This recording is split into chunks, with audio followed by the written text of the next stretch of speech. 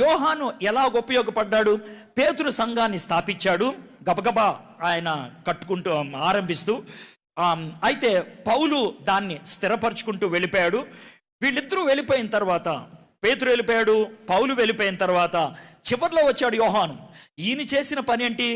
పౌలు స్థిరపరిచిన సంఘములో ఎవరైనా జారిపోతే, పౌలు స్థిరపరిచిన సంఘములో ఎవరైనా కృంగిపోతే, పౌలు స్థిరపరిచిన సంఘములో ఎవరైనా ఏడుస్తూ ఉంటే ఒక్కొక్కళ్ళ దగ్గరికి వెళ్ళి లేండమ్మా, రండమ్మా అని వాళ్ళని తిరిగి ఆహ్వానిస్తూ ఉన్నాడు. ఇది ఆయన చేసిన పని. పేతురు త్వరగా వెళ్ళేవాడు కాబట్టి ఆయన ఎక్కువగా ఉపయోగించినటువంటి పదం రాజ్యం, రాజ్యం. పౌలు స్థిరపరుచుకుంటూ వెళ్ళేవాడు కాబట్టి ఆయన ఉపయోగించినటువంటి పదం సంఘం, సంఘం.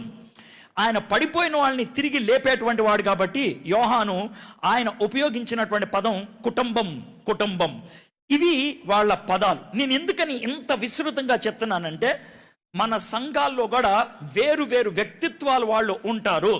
అయితే అందరూ నాలాగే ఉండాలి అని అనుకోవటం పొరపాటు. నాలాగే ఎందుకుండరాళ్ళు అని అనుకోవటం పొరపాటు. నాలాగే ఎందుకు ఆలోచించరు అని అనుకోవటం పొరపాటు. వేరు వేరు వాళ్ళు ఉన్నప్పుడే మనము ఒకటిగా పని చేయగలుగుతాం. అందరూ ఒకటే అయితే కనుక రిపీట్ అవుతుంది. అందరూ ఒకటే అయితే కనుక కాంపిటీషన్, పోటీ ఉంటుంది. వేరు వేరు వాళ్ళు ఉంటే కనుక కాంప్లిమెంట్, ఒకరికి ఒకరు చేదోడు వాదోడుగా ఉండగలుగుతారు. ఒకళ్ళు చేయలేని పని ఇంకొకళ్ళు చేస్తారు.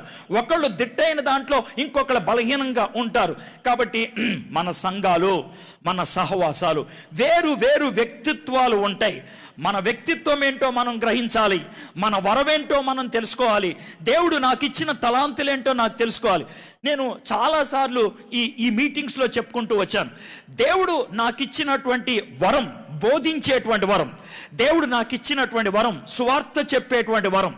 ఈ రెండు మీకు ప్రస్ఫుటంగా అర్థమైపోతాయి బయటికి. అయితే ఈ రెండు పనిచేయడానికి వెనక ఇంకొక వరం పనిచేస్తూ ఉంటుంది. అదేంటంటే దేవుడు నాకు జ్ఞానవరాన్ని ఇచ్చాడు. అందుకనే ప్రశ్నలు అడిగితే నేను చటుక్కుని చెప్తాను. అది నా గొప్పతనం కాదు, దేవుడు నాకు ఇచ్చినటువంటి వరం అది. అందుకనే నేను చెప్పగలుగుతున్నాను. మీరు చెప్పలేకపోతే కనుక దాని గురించి మీరు టెన్షన్ పడాల్సిన అవసరం లేదు. దేవుడు మీకు ఆ వరం ఇవ్వకపోతే నాలాగా ఉండడానికి ప్రయత్నం చేయొద్దు. గుర్తుపెట్టుకోండి, చాలామంది సార్ మీలాగా నేను అవ్వాలనుకుంటున్నానంటే అది బుద్ధిహీనం. నాలాగా ఇంకొకటి అవ్వడో అంటే నేనేదో పైన నుంచి దిగిపడిన వాడిని అంటలేదు. దేవుడు ఎడ్వర్డ్ విలియమ్స్ని ఒక్కడనే తయారు చేశాడు. దేవుడు చేతకాని వాడు కాదు ఇంకొక ఎడ్వర్డ్ని తయారు చేయడానికి. ఇంకొక ఎడ్వర్డ్ని దేవుడు తయారు చేయడు. దేవుడు దృష్టిలో ఒకే ఒక ఎడ్వర్డ్ ఉంటాడు. మీరు ఎవరైతే ఉన్నారో, మీ పేరేంటో నాకు తెలియదు, మీరు దేవుని దృష్టిలో ఒకళ్ళే. బాబురావు గారు ఒకళ్ళే, రవి విన్సెంట్ గారు ఒకళ్ళే, ఆ ఒక్కళ్ళే. కాబట్టి దేవుని దృష్టిలో నేను ఎవరిని, దేవుడు నన్ను ఎందుకు చేశాడు, దేవుడు నన్ను ఎలా ఉండమని కోరుకుంటున్నాడు, అది తెలుసుకొని దానికి అనుగుణంగా వ్యవహరిస్తే ఇంకో వ్యక్తితో మనం పోటీ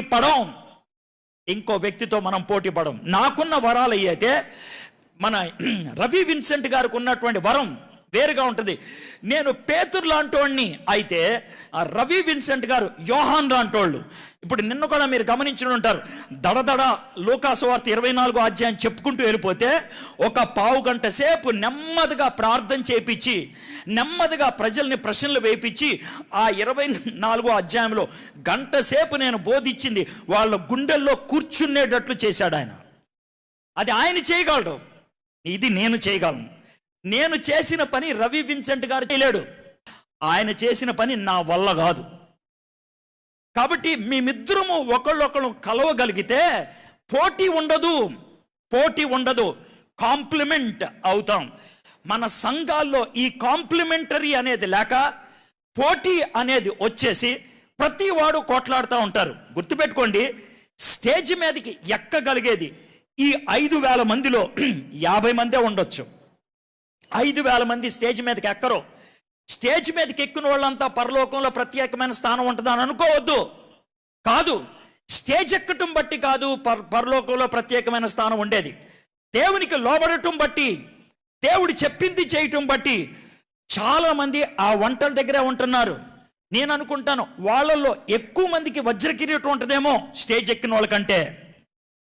ఆ విషయం గుర్తుపెట్టుకోండి. కాబట్టి దేవునికి లోబడి పనిచేస్తున్నప్పుడు పోటీ ఉండదు. వంటగది దగ్గర ఉన్న ఆయన స్టేజ్ మీదకి ఎక్కినోని చూసి ఈర్ష్యపడాల్సిన అవసరం లేదు. స్టేజ్ మీద ఎక్కినటువంటి వ్యక్తి వంటగదిలో ఉన్నవాడిని తక్కువగా చూడాల్సిన పని లేదు. ఎవడు పని ఆడిది. ఇది ఐక్యత.